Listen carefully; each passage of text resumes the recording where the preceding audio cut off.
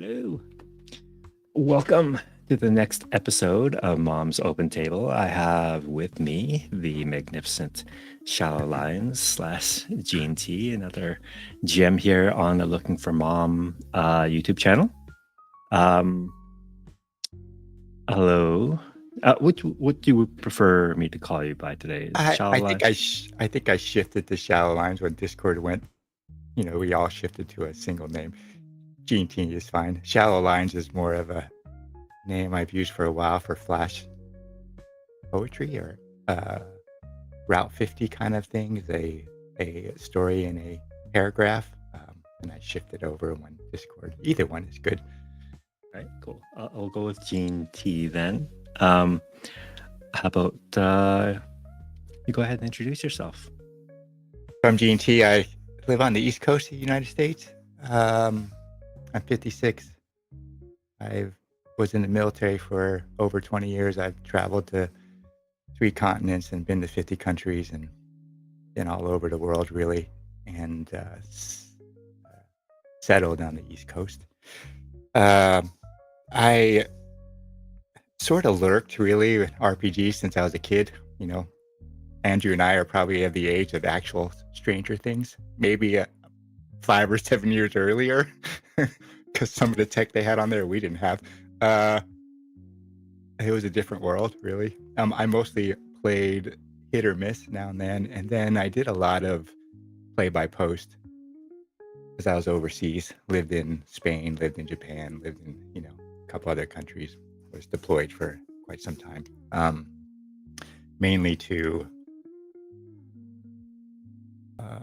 work on writing chops, really.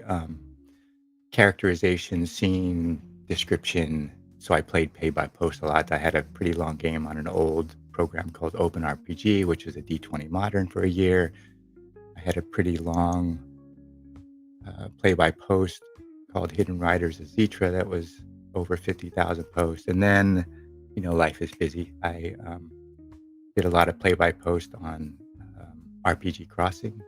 And then near the end of COVID, I had a job change and I started playing again on Discord because it's kind of hard to find a group in person, really. That's me, really, in a nutshell, sort of. Do you still do play by post at all? No, time is still really busy, even though my kids are older. I'd hate to say my kids are almost the age of my Aya. So,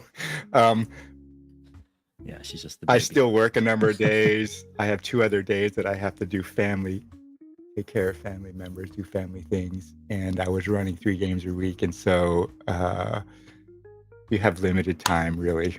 I can't really do that after work. My brain is kind of dead. And so I don't really do play by post. I only have a limited bandwidth. So I'm curious. I've never done play by post before. I think maybe in the old days. I mean, I'm talking when you had the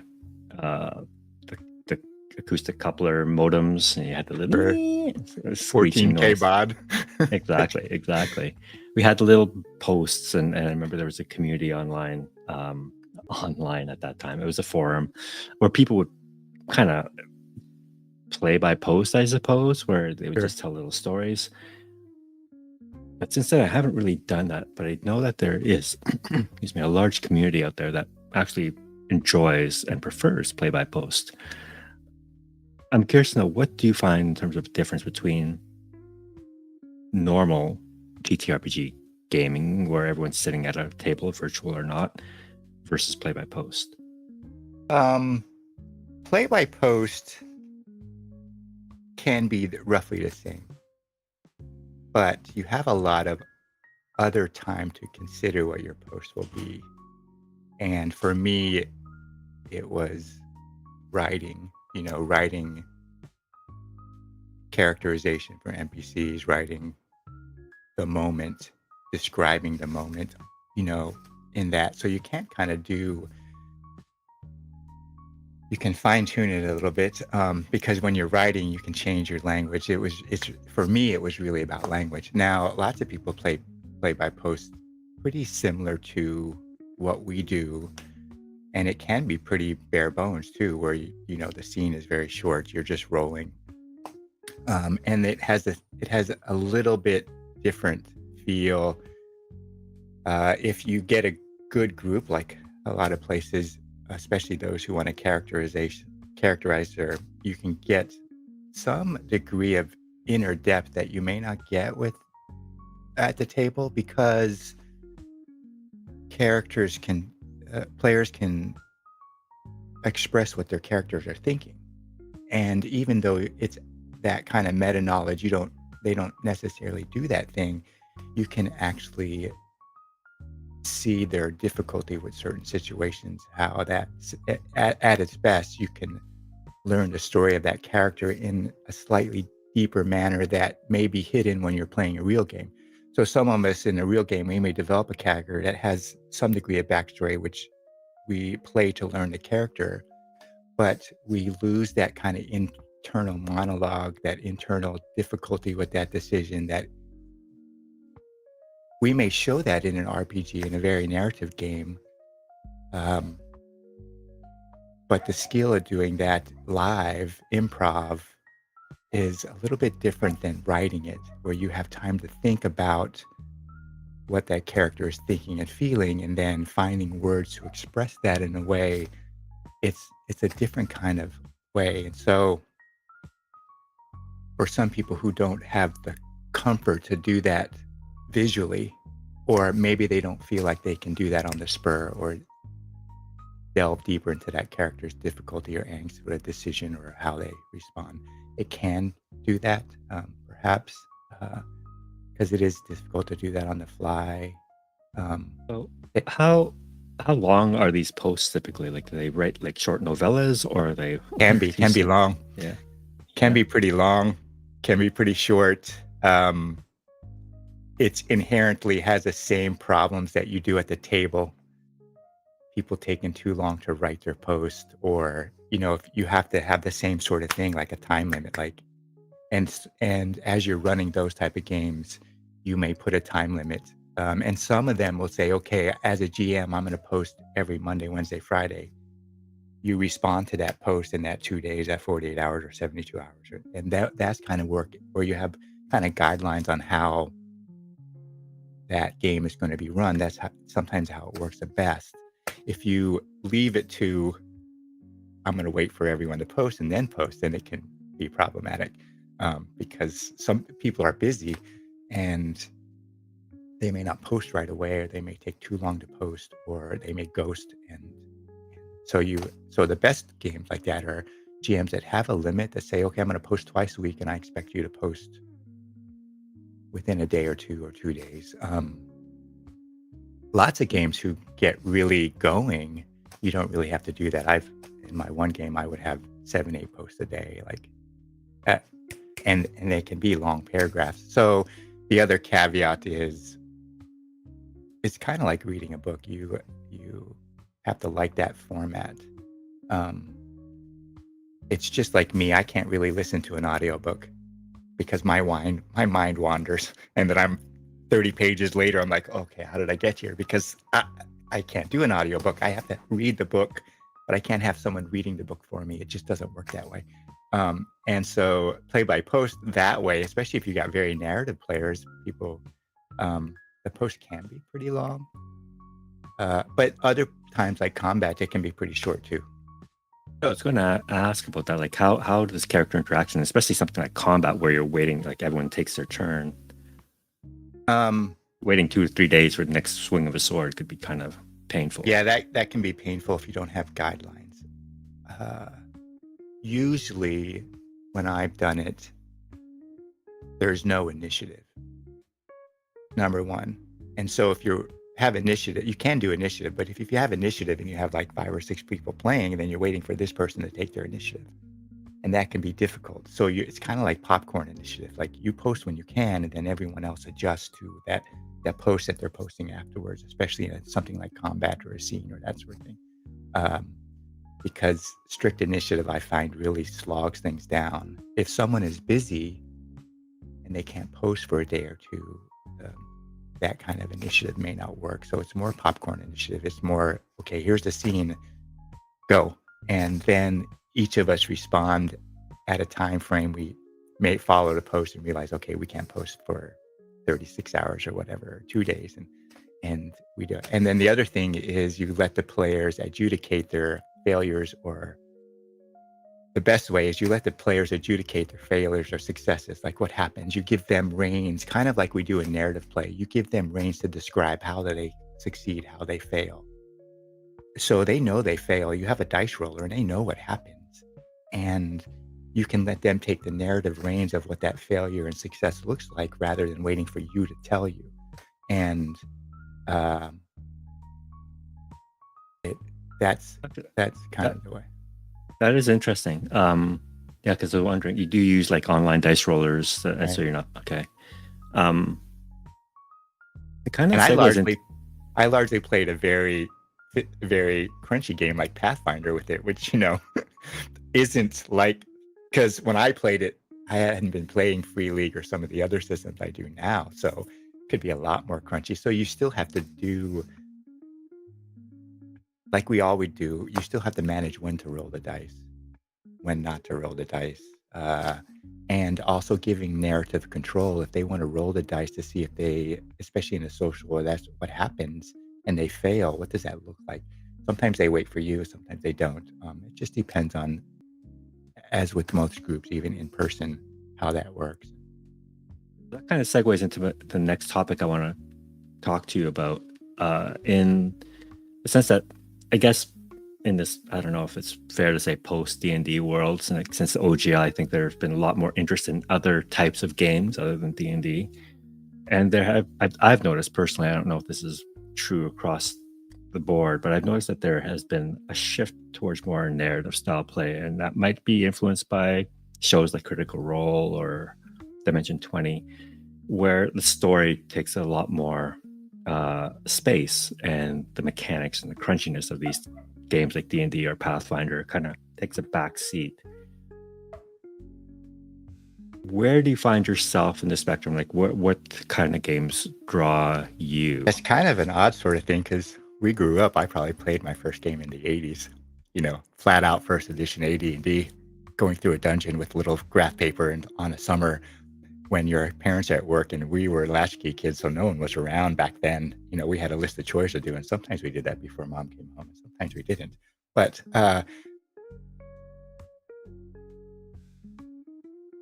then I played as an older adult, maybe, especially now. At the moment, I think you can do a narrative play with any system, regardless of its crunchiness.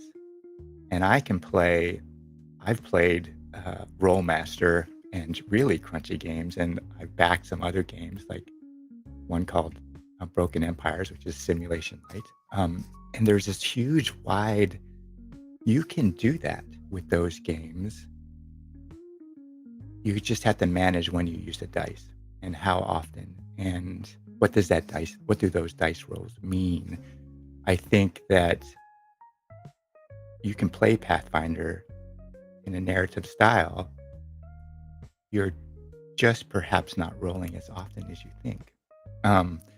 And you can use those dice to guide your narrative. I do think that slimmer systems, which is, Free League has a pretty wide range of crunchy versus not. Symbaroum is not a non-crunchy game, which I run that, whereas some other games are much more narrative. Blade Runner, Coriolis, maybe, but they're kind of on the crunchy end. And you can do that with any game. I find I'm more narrative. I have shifted that way, but not because I have a story planned. I largely play off the cuff and develop the story as we go. Especially, that's the way I like to play a lot. But I find I'm more narrative. It's finding the right players to do that, and then riding the dice when there's consequences. I really like lighter systems. I played also things like Roll for Shoes, diceless games, which you really have to be creative with those dice rolls. I think I like that style more, but I do like a little bit of consequence. What does the dice go? And I also fail forward. And so the consequence isn't necessarily, which sometimes GMs get in trouble. The consequence isn't that they fail.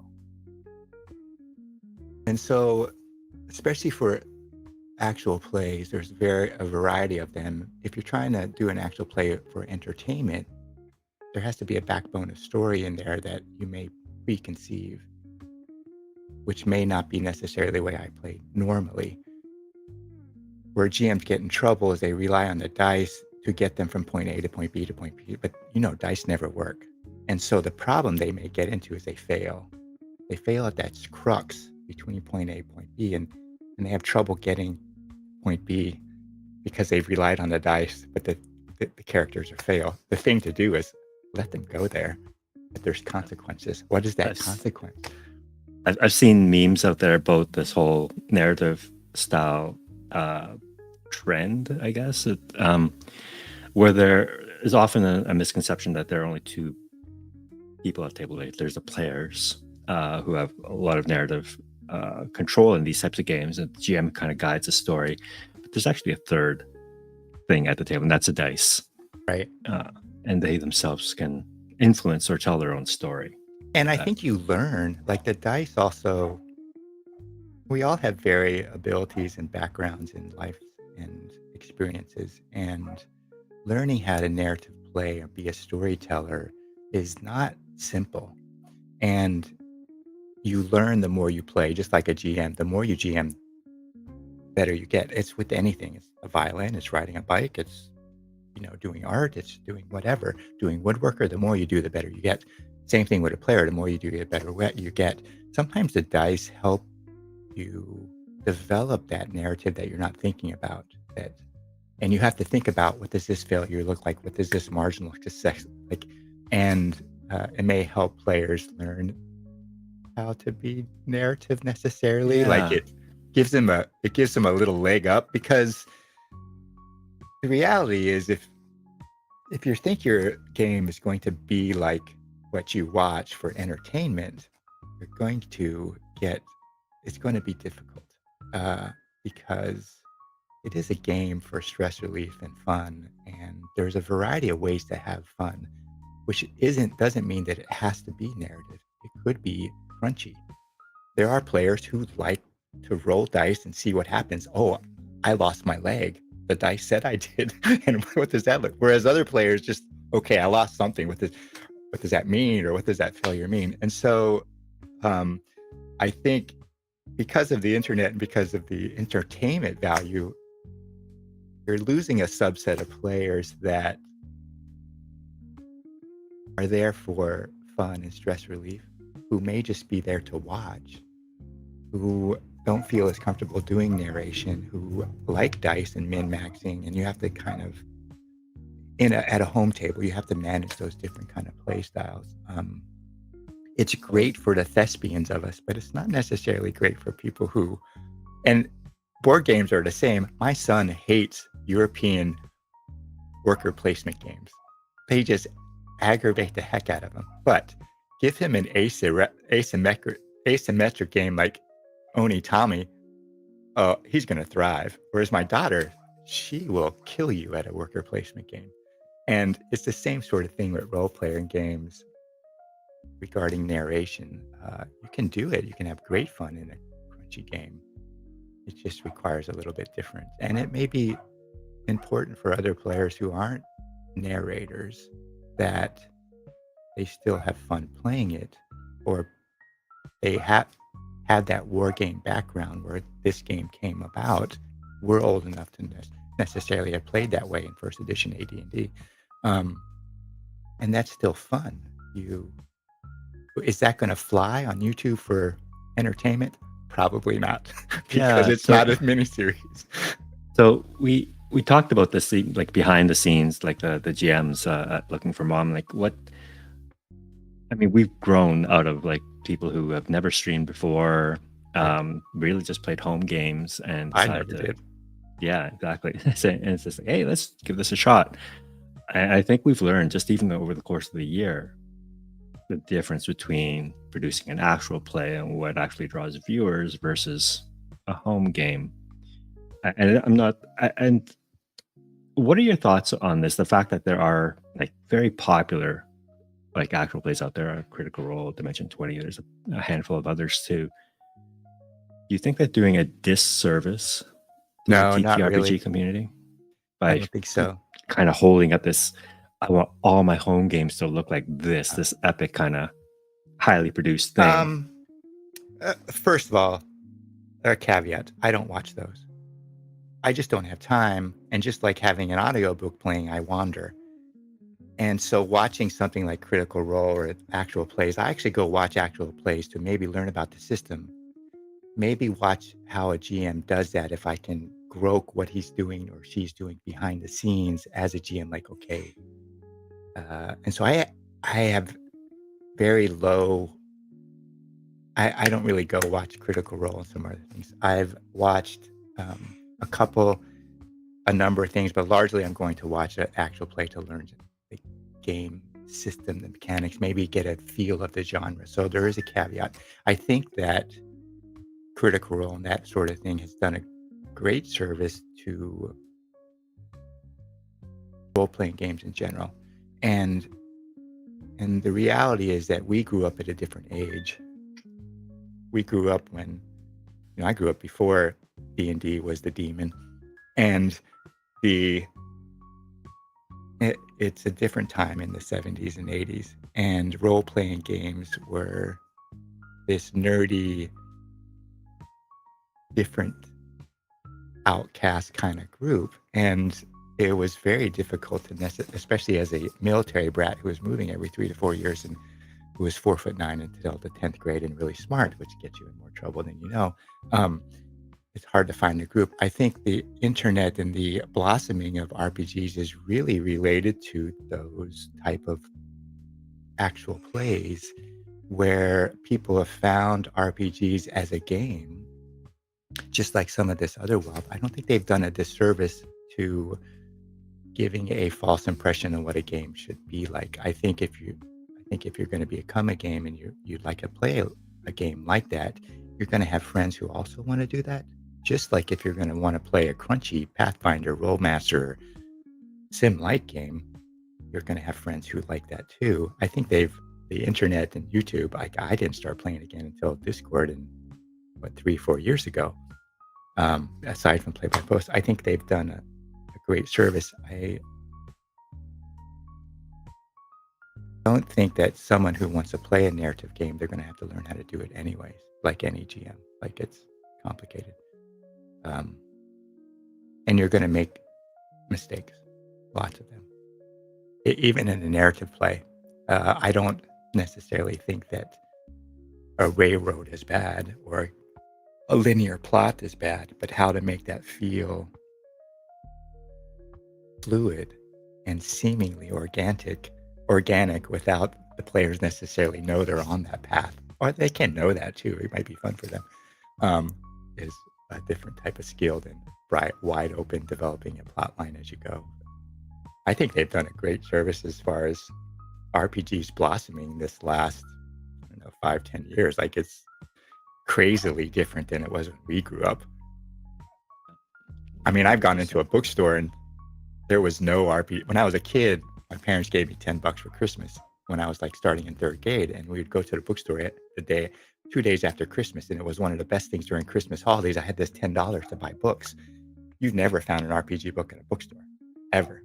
And now you can go in a bookstore and you can find a couple shelves of them. They may not have all the things you're looking for, but completely different than what we went to the bookstore where there was nothing. And as a kid, you wouldn't use that $10 to buy that game anyways, because you had these 8-9 other books you wanted to get. No, why am I going to buy that one? I can get these 8 other fantasy books. I'm going to get those. But I think they've done a good thing as far as the RPG blossoming, like so many games now and different styles. That's, I think, where narrative play came about. Like, how can we play this game differently? It didn't stay this old school thing. And I like old school, but it didn't necessarily stay that. How can we take narrative play even in old school, and how can we even decrease dice use, decrease how do we use the dice differently? Um, So, speaking of other games, I mean, on Looking for Mom, you are running a Mothership game. And on your other Discord server, which you co-host with the beginner tabletop hobos, you're running a Symbaroum game. I So started how? with Go ahead. So go ahead. I started with Forbidden Lands. Okay, when which I is a very came crunchy system. when I came back to play, I left play by post. I was starting telework, and I had this Forbidden Lands game because even though I didn't play, we collect. I mean, I got thousands upon thousands upon thousands of Magic cards, and I started playing Magic back in Revised in 1995. But even if we don't play, we collect. I Reading a RPG book is just like reading a fantasy book for me now. Like, and especially now because they can be so broad, so big, so world building that it's the same sort of thing. I started with Forbidden Lands, which is pretty crunchy to cut my teeth. No one was really running the game, so I started running it every Friday. And when I first started running it, I ran it procedurally. I would go in the book, I would roll some dice, I would find 5 or 6 different events, 5 or 6 different monsters, find 2 or 3 different maps, like from Logos Online, and then I would have all this stuff, and I would ask them what direction you're going, because Forbidden Lands is an exploration. Are you going east, west, south? Are you going to the forest? Are you going to mountains? And then I would, All right. right, I would make up something that they were going to go in this direction. After about 3 or 4 months, I stopped doing that at all. I just said, we're playing on Friday. No plan. And the way I did that was I would write 10 or 15 sentences, very brief, and I might have a couple monsters that might come and play or a couple places, but I had no idea where they were going, what they were going to engage with. And I would just ad-lib it. If something came up, I would roll dice and look at my list, and my list was very short. One very fun adventure, the goblin who beginner was running failed his overnight watch roll. I said, well, what happens? And I rolled on the table, and the sentence I came up with is a dwarf and a dragon. I have no idea what a dwarf and a dragon means, but that's what's happening. And we played, which ad-lib, narrative style, off the cuff, single sentence. I made it up as we went, and it was fantastic and hilarious and a lot of fun. Yeah. So, do you prefer that style of play where it is less like a prepared adventure for you versus? I prepare, as you know, prepared adventures are great. They give you this backbone, but you're never going to go down that path. And the best thing you can do is to know what the world wants and why it wants it and what it's going to give to get it or what it's going to give up to not get it. And then use that prepared adventure because you have no idea how the players are going to engage with it. And a lot of my play is I have this prepared adventure like they're doing, like I'm playing Agrella's adventure in Symbaroum, right? And it has this backbone that they're invested in this city. But then I throw a lot of these things at them because I kind of use Sly Flourish's Lazy DM in some, and as a GM, I've read lots of books on how to GM and I watched lots of different things, and I take things that work for me. One of the things is, who are the characters? First, who are the players and what do they like? Some like combat, some like social, some like open narrative, some like to roll dice, and my table is pretty open. So who are they? What are they like? What are their characters and how do they make them and what makes them tick and what buttons are there? What buttons can I push on them? And then the world, how many buttons of the world have they pushed and what does that look like? And then I throw stuff at them without a plan. So even though they're on this written adventure that I have to adjust in many different ways so it fits with what they're doing, is sometimes I throw things at them that they bite on and then they want to go down that way, which is way off the path from where they might have to go. How do I take that written adventure and seg it and fade it into what else they're doing? I And th- that happens. so I think what you're describing is a pretty, I don't advanced, if that's the right word. Like, I don't think anyone coming new into game mastering would have that experience or skill to be able to ad lib on the spot. And Yeah, and I didn't either. This so, what advice would you have for new GMs, like when they're starting out? Like,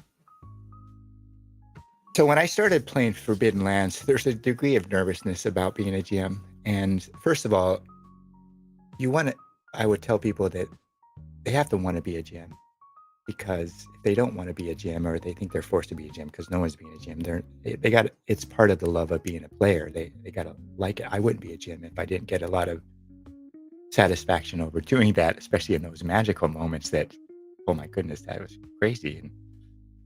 But part of being the GM is there's a bit of stress involved because you want people to have fun. And although you're co-creating when it's at its best, and the players really have to help you do that. You're not the only one who's doing that. I'm old, and so perhaps my mindset regarding that is a little bit older. But there was originally a bit of stress about, will this be fun? And so I wasn't that ad lib improv. I didn't have that ability from the scratch. I may, coming from a play by post, or wanting to write stories and flash fiction and all those other things, yeah, I may understand characterization, description, scene, but how do you manage that? I didn't do that at the beginning. I had to have something there to relieve that stress while I was trying to decide. And then the more you play, the better you get at it. And so I watched a lot of game master forums on YouTube. I watched a lot of very different places, um, how to be a better game master from many different sources. Uh, and um, read articles and watched what they posted. And because I have like the very first edition of Robin Law's How to Be a Good Game Master, it's like this big. And I have my first edition AD&D book, and I read a lot. There comes a point where reading and watching knowledge, you have to put aside for application. You have to practice it, and you have to find what you're good at and how to make that how do you learn? And the only way to do that is to play a lot, play a lot of games, and to then see what works and how do I do that, and then go back and read it again and say, okay, maybe I do that, maybe do that.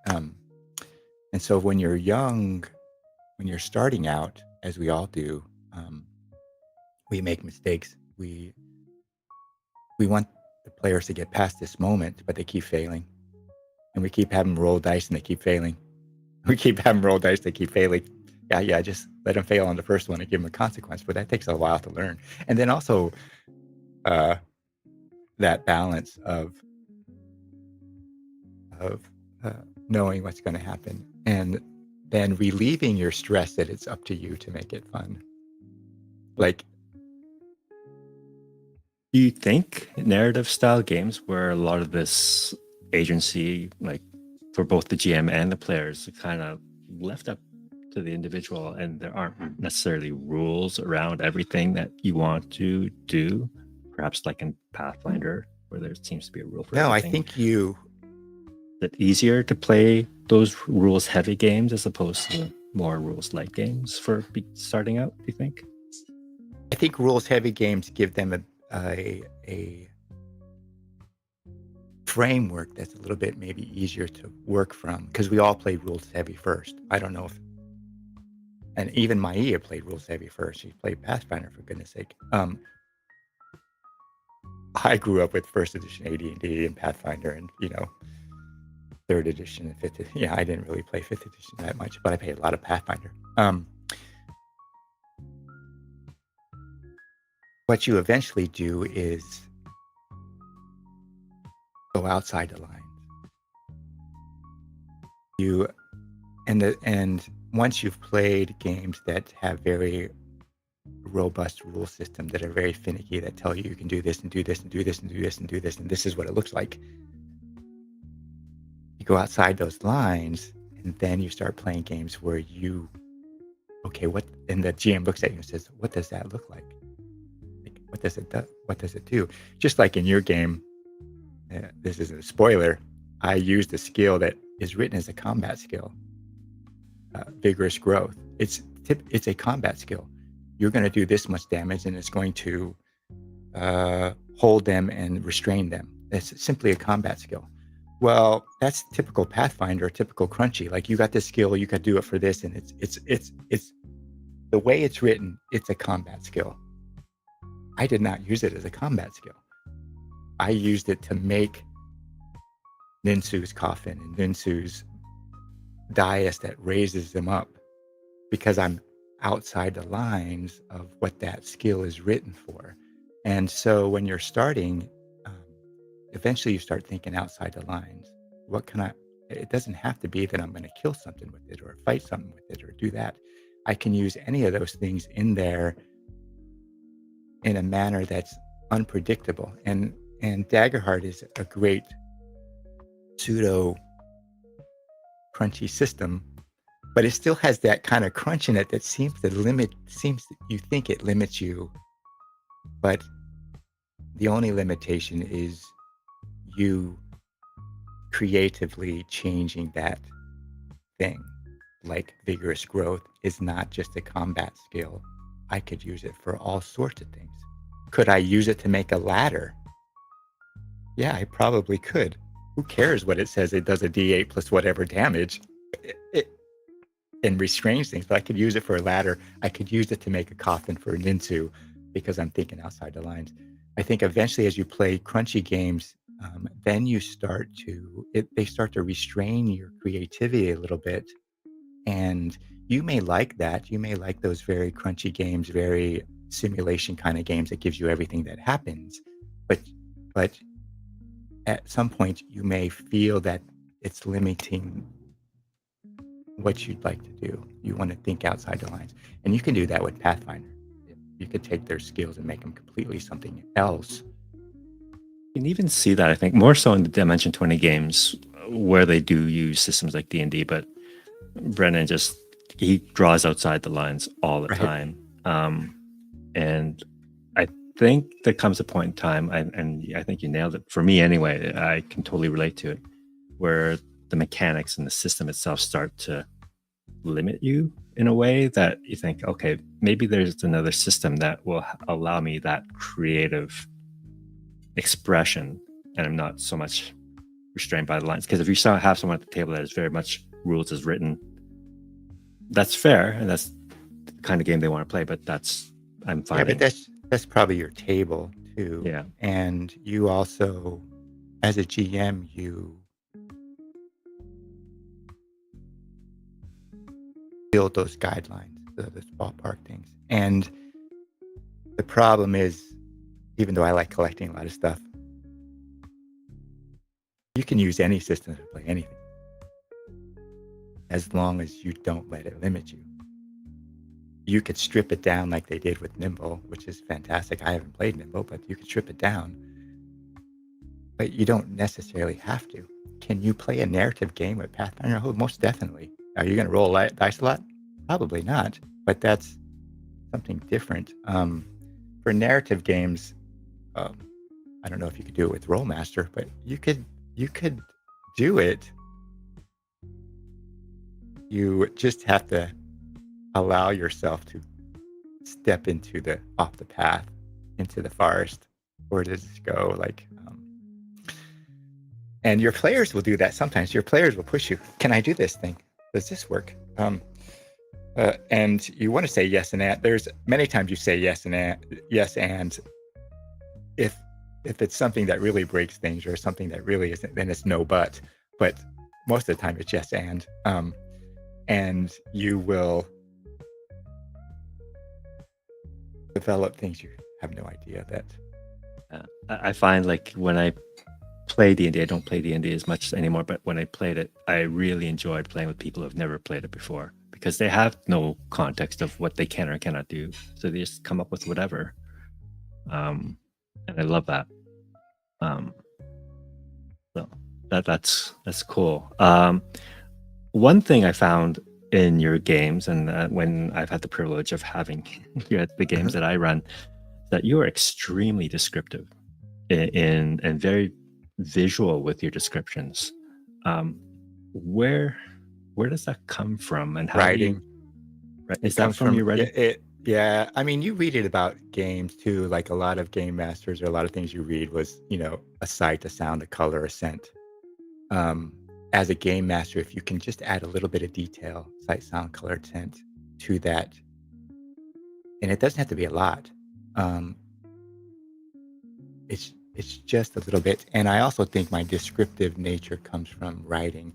I'm not nearly as good, obviously, if I'm writing because I can think about different words that convey a different meaning. Whereas when you're improving it verbally, um, my mind just doesn't move quite as fast.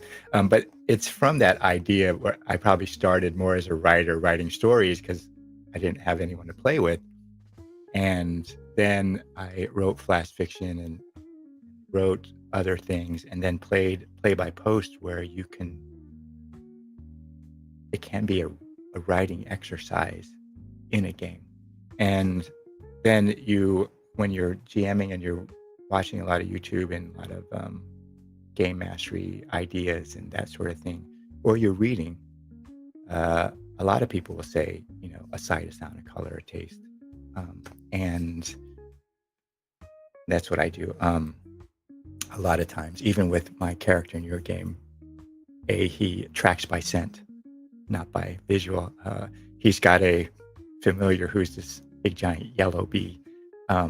And I put sounds in there and colors and describe that. I think that's part of it. Part of it is coming from a writing background, even though that's not what I do for my job. And then creative and reading books. That $10 I got from my parents starting in the third grade. Reading books. I don't really read as much now because I don't have time. But that kind of descriptive nature to set up the scene, I think if you can add that, and it doesn't have to be very difficult, it's really just a sight, a sound, a smell, a color. You don't have to do all of them. The five senses, pick 3 or pick 2. And it will enliven that game, visually if you practice doing it. Where would you say you get most of your inspiration from? Like, is it books? Is it watching other game masters? Or like what helps fuel that creativity for you? That time when you're 56, 57, having read in the old days, having read things like when you're really young, Piers Anthony and Isaac Asimov and those type of things. And then reading short stories of wide fiction, fantasy, science fiction that blurs the lines, and then I don't watch much TV. I don't play much video games either. And then the books themselves, the RPG books have a wealth of ideas and being creative and just spurring that. I think originally it comes from growing up as a kid reading fantasy novels when we didn't have anything. We had TV that just played certain things. VCS recorders only came out when I was a little bit older, so maybe you could record it and watch it later. But what was on was what was on, and what is on in the summer when you're a kid, soap operas, and you're not going to watch that when you're 10 or 12 and left alone. And that kind of, I think it came from reading lots of fantasy and science fiction, and then writing. So I've always done that. I was actually my kid's tooth fairy and Rato and Perez, and I would write them notes in very flowery language and make a little story about taking their teeth. I've always done Awesome. that. So it's Tooth more fairies of terrorized me, by the way, but right. Being a storyteller and reading a lot, And then also the game books inform you now that RPG books are so massive.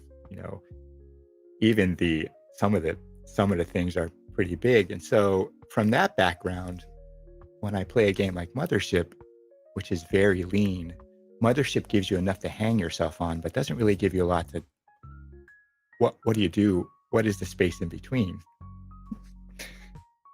It's a trifold. And if you can run a trifold, that's pretty much improv ad lib. That kind of, even though Mothership is different, but if you're going to run Mothership, I've already watched Alien. I'm going to read the book. I'm going to do that. How do I run horror? But horror is kind of difficult. But Mothership is a trifold, and so there's just enough to hang yourself on. But you don't have a lot of. How do you get them in there? How do you get them out? Where are they going to go? What happens when they go here? You don't know. There's nothing in between the lines of that trifold. It's very thin. Just for those of us who don't know what a trifold is, can you explain that concept? Yeah, it's a fold up. It's a little pamphlet, like you were getting a pamphlet from Mormons walking at your door. Little pamphlet opens up into a trifold, and it really has the basic premise of what's going on. Why is it happening? Who's there? What does it kind of look like? But there's not a lot else there. Sometimes, like Mothership does add, if you read their trifolds or people, they do add scents, colors, that sort of thing in there, very sparsely, single word things. But here's what's happening. Here's where they are. Here's what the goals may be, but there's no in between. There's not a lot of there may be some characterization, but not a lot. And it's bare bones. It's somewhat like 24XX, which is a lot of games on itch.io. 24XX is pretty slim too. You roll your characters on a sheet, and this is what you can do. And then the GM may roll a couple of dice to say, this is where you are. And then you just go from there. So it's kind of like that, as opposed to a written adventure like Agrella, which is Symbaroum, City of Eternal Euphoria. It's even this one is 176 pages. I think the adventure is the last. Yeah, the adventure is the last 100 pages. The first half is just talking about the city, so you get a background of what the city is, and then the next half is just adventure. That's 100 pages. That's completely different than running a trifold. And you could take that same thing in Mothership, and it may be 3 or 4 or 5 trifolds to make the same adventure, but it's very minimal. You gotta. It's a lot up to the game master and the players, I suppose, to fill in the blanks. Yeah, and you ask them a lot of questions, and you yes and a fair amount. That's awesome. Yeah, I think I personally, I think I've moved away from like pre-written adventures and that, just because, and that's what I think one of the biggest reasons why I moved from D&D to Daggerheart is because I find the system and the approach to storytelling much more in line with the types of stories that I like to explore. So is the present story we're in just ad lib? Completely, 100%. That's good. I mean, it's fantastic as a player. Because that kind of gaming is where the magic is. Sometimes you can get it in pre-written ones, but a lot of times it's a good game to a great game. Sometimes it sucks because you're not on the same wavelength. Everyone has a bad day. You got 4 or 5 people there who work and they're tired and they're mentally drained, and the GM, it just may not be firing on all cylinders. And that kind of game really takes a give and take. But other times, it's absolute pure magic. You finish the game going, wow, that's just impressive, impressively amazing, and I didn't have a plan. People will ask you, like, as the players, they go, how did you do that?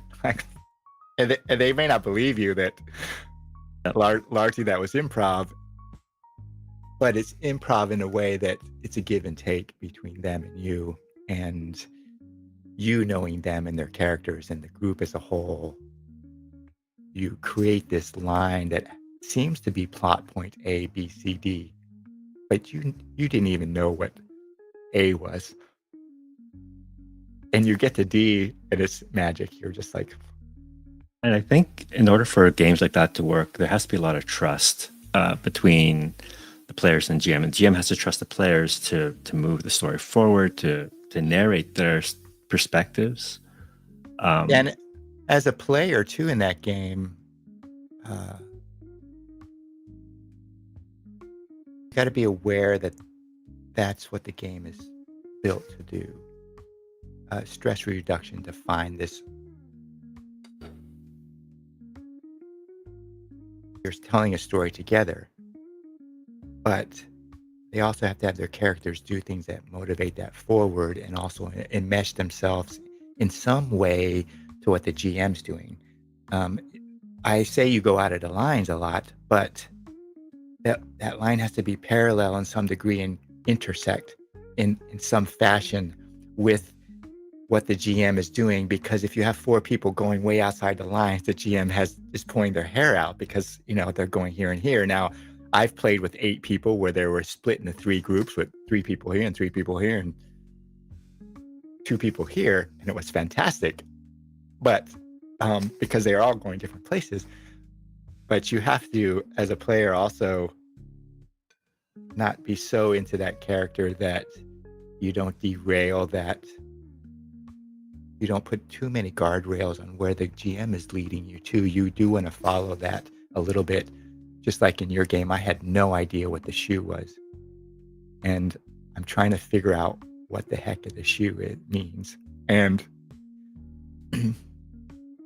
as a player, I know what the shoe is now. And I know what that scene was. But at the time, I was thinking to myself, Andrew, what the hell is this? Has nothing to do with that. This has nothing to do with that skill. He's supposed to be talking to the soul of Ninsu, but he's not getting it. And I rolled good. And the reason is that, yeah, I rolled good and I was successful, but you're displaying something that I have no idea what it is, and I hadn't figured it out yet. And and at that moment, I'm kind of in a kerfuffle because I don't know what to do with that. When you come back to me and say, "Where's my shoe?" I'm thinking to myself, "What do I do with that?" What? And I'm at a loss improv for the moment because I'm hit with this non sequitur that has nothing to do with what I'm trying to have my character do. And so I have to lay back a little bit, which was nice because the other characters decided to do something while I'm trying to figure out what the heck. Because if you would have stayed on me, I would have been like... And it took me a while to figure, and that's the same sort of thing, is that although I had my character want to do something that seemed to help move the plot forward and converse with Ninsu's soul, that wasn't what I was going to get. And my dice roll was successful, but it was a yes, but. And I didn't figure out what the but meant until near the end of the session. And then as a player, I understand, wow, that was fantastic. I was completely thrown for a loop. It was a moment that I was like screwing around trying to figure out what the heck I was going to do because I had no idea. The shoe didn't give me anything to work with. And at the end, I realized what that meant, because you're leading me and I'm allowing you to do that because I'm lost a little bit and I'm not pushing the event. And I'm also not pushing you as a player saying, hey, Andrew, I made that roll. I should be able to talk to a soul. Well, that's okay because it's not what it's going to happen. As a player now, I know what that probably means, but as the character, he does not. And so what do I do with that? Which is really interesting. I think I am very fortunate to have such an amazing cast of collaborators at that table too, because each and every one of you are amazing storytellers in your own right. So, and you make mistakes as a player too. So occasionally you're going to step off a little bit or do something that doesn't mesh well or gets lost. You may have a reason to do it, but it's opaque or do something, and you have to pull back a little bit. Pull back. Okay, that didn't work. I'm not going to go down that line a little bit. I'm going to pull back a little bit and get That's myself a back. Get that's myself. another skill. I think that a lot of like people maybe new to TTRPGs don't see players and GMs. That I think that's the difference. I think in the story we're telling, it's very collaborative in nature. You're always thinking about the other players or the GM. Where's the story going? As opposed to I have a character, I have like a 100-page backstory. I really want to. Yeah, I don't. I have a pretty crazy backstory, but it's all in my head and it's not that long. The backstory is something you should jettison. I have enough of a backstory that I have a built-in twist and a couple other things, but I'm willing for that never to come out, never to be recognized, never, because it may not. And I'm willing to play to see who Wanik is. And also as a player in those type of games, it takes a while to sometimes inhabit that character. Some people are very good. Maya and Michael, their characters are fantastic, and Barum is fantastic, and they inhabit them pretty quickly. But if you're playing a character, and that's where playing something different, like a Fungror, the problem with playing non-human characters is, how do I make them not human? How do they think? What is their lifestyle like? Because otherwise you're just playing a human with horns, which is okay, but you have to do that. And sometimes you will step outside the line or say something that you have a particular reason for saying it, but it doesn't work. So you pull that back and watch the players, which is a little bit hard to do on video. Even as a GM, there are moments you think everything is going crazy and no one's liking what's happening.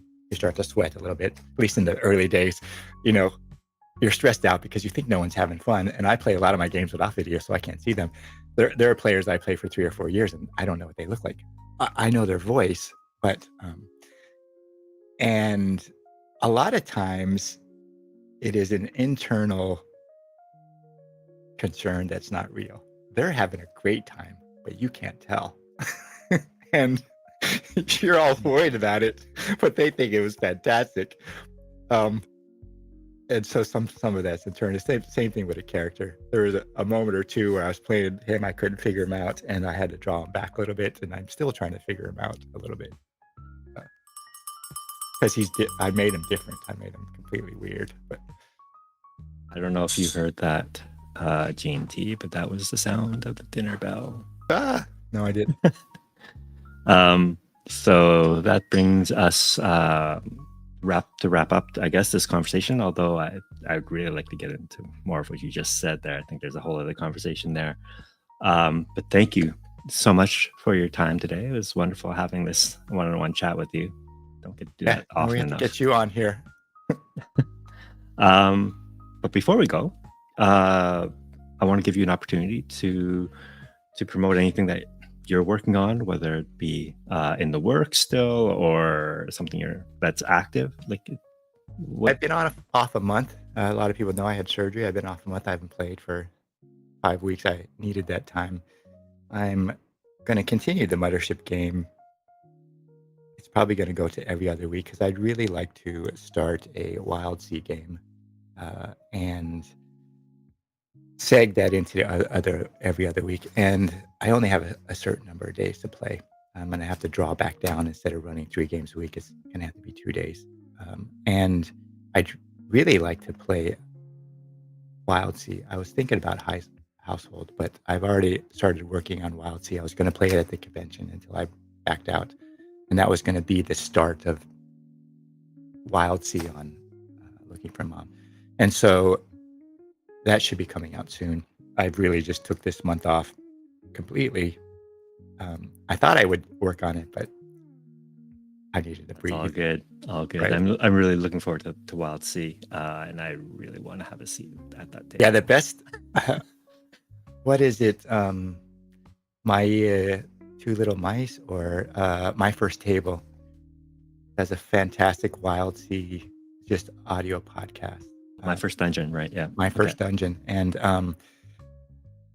I don't listen to many, but I listen to that when I'm working out, or I was walking on a treadmill or something, or partially working. That's a pretty I good haven't heard that podcast, one yet. and I'm gonna have to listen to it. it has a fair number. It has a fair amount of mechanics in it. It's narrative in a sense, and they're fantastic players, but it has a fair number of mechanics where you can kind of get an idea of how Wild Sea really runs. I think it's a great system. Look forward to it. Yeah. I really want to get my hands dirty with that system too. Gorgeous books. It is. So where can people find you?